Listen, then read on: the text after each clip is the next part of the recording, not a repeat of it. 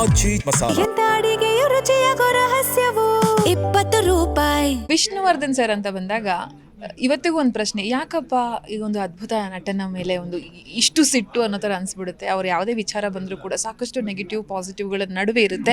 ಇದೀಗ ಒಂದು ಅದ್ಭುತ ಕಾರ್ಯಕ್ರಮವನ್ನು ಮಾಡೋದಕ್ಕೆ ಅವರ ಅಪಟ ಅಭಿಮಾನಿ ವೀರಪುತ್ರ ಶ್ರೀನಿವಾಸ್ ಅವರು ಹೊರಟಿದ್ದಾರೆ. 75ನೇ ಅಮೃತ ಮಹೋತ್ಸವ ಕಾರ್ಯಕ್ರಮಕ್ಕೆ ವೇದಿಕೆಯನ್ನು ಸಜ್ಜು ಮಾಡ್ತಾ ಇದ್ದಾರೆ. ಅವ್ರನ್ನ ಮಾತನಾಡಿಸ್ತಾ ಹೋಗ್ತೀನಿ. ಸರ್ ನಮಸ್ತೆ, ಹೇಗಿದ್ದೀರಾ? ನಮಸ್ತೆ ಮೇಡಮ್, ಚೆನ್ನಾಗಿ. ನೀವು ಏನೇ ಮಾಡಿದ್ರು ಕೂಡ ಒಂಥರ ಟ್ರೆಂಡಿಂಗು ಸರ್, ಯಾಕೆ ಹಾಗೆ ಅಂತ?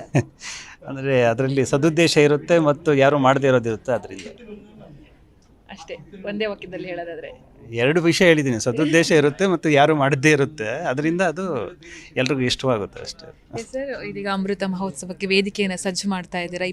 ಸೆಪ್ಟೆಂಬರ್ 26ಕ್ಕೆ ಬಹಳ ಅದ್ದೂರಿಯಾಗಿ ಇಲ್ಲಿಯವರೆಗೆ ಯಾರು ಮಾಡಿರಬಹುದು ಆ ಥರ ಪ್ಲ್ಯಾನ್ ಮಾಡಿ ಮಾಡ್ತಾ ಇದ್ದೀರಾ. ಹೇಗಿರುತ್ತೆ ಸರ್ ಕಾರ್ಯಕ್ರಮದ ರೂಪುರೇಷದ ಬಗ್ಗೆ ಮಾತಾಡೋದಾದ್ರೆ? ಯಾರೂ ಮಾಡಿಲ್ಲ ಅಂತಲ್ಲ, ಆಗಿದ್ದಾವೆ ಆ ಥರದ ಕಾರ್ಯಕ್ರಮಗಳು. ಬಟ್ ಹೀಗೆ ವಿಷ್ಣು ಸರ್ಗೂ ಆಗಿಲ್ಲ. ನಿಜನೇ, ವಿಷ್ಣು ಸರ್ ಅವ್ರಿಗೆ ಹೆಸರಲ್ಲಿ ಅದು ಯಾಕೋ ಗೊತ್ತಿಲ್ಲ, ಎಲ್ರಿಗೂ ಒಗ್ಗೂಡಿ ಸಂಭ್ರಮಿಸಿದ್ದೇ ಇಲ್ಲ. ಸೊ ಒಂದು ಮಾಡಿದರೆ ಮನೆಯವರು ಮಾಡಿದ್ದಾರೆ, ಇಲ್ಲ ಅಭಿಮಾನಿಗಳು ಮಾಡಿದ್ದಾರೆ. ಆದರೆ ಚಿತ್ರರಂಗ, ಸರ್ಕಾರ ಹೀಗೆಲ್ಲ ಈ ಮಹಾನ್ ಚೇತನದ ಹೆಸರಲ್ಲಿ ಒಂದು ದೊಡ್ಡ ಕಾರ್ಯಕ್ರಮ ಮಾಡೋಣ, ಸಂಭ್ರಮಿಸೋಣ, ಅವರ ನೆನಪುಗಳನ್ನು ಜೀವಂತಗೊಳಿಸೋಣ, ಯಾರೂ ಮಾಡಲೇ ಇಲ್ಲ ಅದನ್ನು. ಸೊ ಅದೇ ನನಗೆ ಟ್ರಿಗರ್ ಆಗುವಂಥದ್ದು. ಯಾಕೆ ಅವರೇನು ಈ ಮಣ್ಣಲ್ಲಿ ಹುಟ್ಟಿಲ್ವಾ, ಏನು ಕೊಡುಗೆ ಕೊಟ್ಟಿಲ್ವಾ, ಅವ್ರಿಗೇನು ನಾಡದ್ರೋಹಿನ, ಯಾಕೆ ಹಿಂಗೆಲ್ಲ ಬಿಂಬಿಸ್ತೀರಿ ಅವರನ್ನು ಅಂತ ಹೇಳ್ಬಿಟ್ಟು ನನಗೆ ಆ ಕಾರಣಕ್ಕೆ ಏನಾದರೂ ಒಂದು ಮಾಡ್ತಾ ಇರಬೇಕು ಅನಿಸುತ್ತೆ. ಧ್ವನಿ ಇರುವಂತಹ, ಶಕ್ತಿ ಇರುವಂತಹ ವ್ಯಕ್ತಿಗಳು ಎಲ್ಲಾದರೂ ಹೇಗಾದರೂ ಸರ್ವೆ ಆಗಿಬಿಡ್ತಾರೆ. ಬಟ್ ಇವರು ಶಕ್ತಿ ಇದ್ದು ಕೂಡ ಧ್ವನಿ ಇಲ್ಲದವ್ರ ಥರ ಇದ್ದು ಬಿಟ್ರಲ್ಲ, ತನ್ನ ಮೌನದಿಂದ ಎಲ್ಲವನ್ನು ನೋಡ್ತಾ ಅವಮಾನಗಳನ್ನು ಸಹಿಸ್ತಾ ಇದ್ದು ಬಿಟ್ರಲ್ಲ, ಆವಾಗ ಎಲ್ಲೋ ಒಂದು ಕಡೆ ಮನಸ್ಸಿಗೆ ಪಿಚ್ ಅನಿಸುತ್ತೆ, ಅಯ್ಯೋ ಹಿಂಗಾಗಬಾರ್ದಾಗಿತ್ತಲ್ಲ ಅಂತ. ಆ ಕಾರಣಕ್ಕೆ ಒಂದಷ್ಟು ಕೆಲಸಗಳನ್ನು ನಾನೇ ಮಾಡಿಲ್ಲ, ಎಲ್ಲ ಅಭಿಮಾನಿಗಳು ರಾಜ್ಯವ್ಯಾಪಿ ಇದ್ದಾರೆ. ಒಂದು ಸ್ಪಾರ್ಕ್ ಬೇಕು ಅವರಿಗೆ, ಯಾವುದೋ ಒಂದು ಸ್ಟಾರ್ಟಿಂಗ್ ಪಾಯಿಂಟ್, ಅದು ನಾನಾಗಿರ್ತೀನಿ, ಅಲ್ಲಿಂದ ಅವರು ಟೇಕಪ್ ಮಾಡ್ಕೋತಾರೆ. ಹಾಗೆ ಸ್ಮಾರಕಕ್ಕೆ ಸಂಬಂಧಪಟ್ಟಂತೆ ಒಂದಷ್ಟು ಬೆಳವಣಿಗೆಗಳಾಯಿತು ಸರ್. ಸೊ ಯಾವ ಹಂತದಲ್ಲಿದೆ, ಯಾವಾಗ ಅಭಿಮಾನಿಗಳಿಗೆ ಸಿಹಿ ಸುದ್ದಿ ಕೊಡ್ತೀರಾ ನೀವು ಅಂತೇಳಿ? ಯಾಕಂದರೆ ಒಂದು ಲಕ್ಸುರಿಯಾಗಿ ಬೇರೆ ಬೇರೆ ಡಿಫ್ರೆಂಟಾಗಿ ಒಂದು ದೊಡ್ಡ ಮಟ್ಟದಲ್ಲಿ ಇರಬೇಕು, ಲೈಬ್ರರಿ ಮಾಡೋದಾಗಿರ್ಬೋದು, ಅಭಿಮಾನಿಗಳಲ್ಲಿ ಟೈಮ್ ಸ್ಪೆಂಡ್ ಮಾಡೋದಾಗಿರ್ಬೋದು, ಆ ಥರದ್ದೆಲ್ಲ ಒಂದು ವಿಭಿನ್ನ ಪ್ಲ್ಯಾನ್ ಮಾಡ್ಕೊಂಡಿದ್ರೆ ಅದು ಯಾವ ಹಂತದಲ್ಲಿದೆ ಅಂತ ಹೇಳಿ? ವಿಮಾನ ಕ್ಷೇತ್ರದ್ದು ಪುತ್ಥಳಿ ನಿರ್ಮಾಣ ಹಂತದಲ್ಲಿ ಇದೆ, ಪುತ್ಥಳಿ ಆಗ್ತಿದೆ. ಎರಡನೇದು ಜಮೀನಿನ ವಿಷಯದಲ್ಲಿ ಸಣ್ಣ ಪುಟ್ಟದ್ದು ಕೂಡ ಸಮಸ್ಯೆ ಆಗಬಾರ್ದು ಅನ್ನೋ ಕಾರಣಕ್ಕೆ ಒಂದಷ್ಟು ಏನೆಲ್ಲ ಇತ್ತು ಸಮಸ್ಯೆಗಳನ್ನು ಕ್ಲಿಯರ್ ಮಾಡ್ಕೋತಾ ಇದ್ವಿ. So we are going to announce shortly, but ಯಾವಾಗಂತ ನಮಗೊಂಚೂರು ಸಮಯ ಬೇಕು. ಬಟ್ ಆಗ ಉತ್ಸಾಹದಲ್ಲಿ ಒಂದೇ ವರ್ಷದಲ್ಲಿ ಆಗ್ಬಿಡುತ್ತೆ ಅಂತ ಹೇಳಿದ್ವಿ. ಅದ್ಮೇಲೆ ಒಳಗಡೆ ಇಳಿದ್ಮೇಲೆ ಗೊತ್ತಾಯಿತು ಹೌ ಬಿಗ್ ಇಟ್ ಈಸ್ ಅಂತೇಳಿ. ಸೊ ಅದರಿಂದ ತಡ ಆಗ್ತಿದೆ. ಬಟ್ 200% ಅದು ಮಾಡೇ ಮಾಡ್ತೀವಿ ಅಭಿಮಾನ ಕ್ಷೇತ್ರ. ನನಗನ್ಸುತ್ತೆ ಸರ್, ಯಶಸ್ಸಲ್ಲಿ ನಾನು ಮಾತಾಡುವಾಗ ವಿಷ್ಣು ಸರ್ ಬಗ್ಗೆ ಅವ್ರ ಆತ್ಮಕ್ಕೆ ಶಾಂತಿನೇ ಸಿಕ್ಕಿಲ್ವೇನೋ ಅಂತ ಅನ್ನೋ ಥರ ಫೀಲ್ ಆಗುತ್ತೆ ನನಗೆ. ಅಂದರೆ ಏನೇ ಮಾಡಿದ್ರು ಅದರಲ್ಲಿ ತಪ್ಪಾಗುತ್ತೆ, ಏನೇ ಮಾಡಿದ್ರು ಒಂದು ಗಲಾಟೆ ಆಗುತ್ತೆ, ಏನೇ ಮಾಡಿದ್ರು ಒಂದು ಕಿರಿಕಾಗುತ್ತೆ, ಯಾಕೆ ಹಾಗೆ ಅಂತ ಹೇಳಿ? ಇನ್ಮೇಲೆ ಆಗಲ್ಲ, ಅದು ಎಲ್ಲದಕ್ಕೂ ಒಂದೊಂದು ಅವಧಿ ಇರುತ್ತೆ. ಈಗ ಆ ವಿವಾದಗಳ ಅವಧಿ ಮುಗಿದಿದೆ, ಇನ್ನೆಲ್ಲ ಸಂಭ್ರಮಗಳಷ್ಟೇ. ಇನ್ಮೇಲೆ ನೋಡ್ತಾರೆ ಬರೀ ಸಂಭ್ರಮಗಳೇ. ಇದು ಕೂಡ ಏನು ವಿವಾದ ಅಲ್ಲ, ನೀವು ಕೇಳ್ತಾ ಇದ್ದೀರ ಅಷ್ಟೇ. ಇಲ್ಲಿ ಏನು ವಿವಾದಗಳೇ ಇಲ್ಲ. ಈಗ ನೋಡಿ, ಇಲ್ಲಿಂದ ಆಚೆಗೆ ವಿಷ್ಣು ಸರ್ ಅಂತಂದರೆ ಸಂಭ್ರಮ ಅಷ್ಟೇ. ಬಿ ಫಾರ್ ವಿವಾದ ಅಲ್ಲ, ಬಿ ಫಾರ್ ಸಂಭ್ರಮ.